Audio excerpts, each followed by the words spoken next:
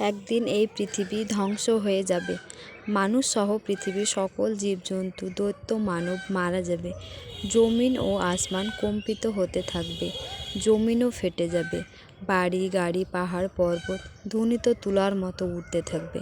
অতঃপর শুরু হবে এক নতুন জীবন। সে জীবনের নাম আখিরাত।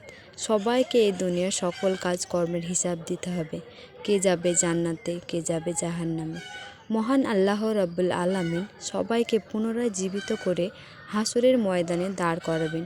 সেদিন প্রত্যেক মানুষকে 5টি প্রশ্ন করা হবে। হাদিস শরীফে এসেছে, কিয়ামতের দিন কোন আদম সন্তান?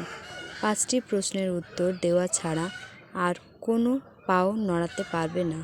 সেদিন তাকে জিজ্ঞাসা করা হবে তার জীবনের লক্ষ্য ও উদ্দেশ্য কী ছিল এবং যৌবনকাল কিভাবে কাটিয়েছে।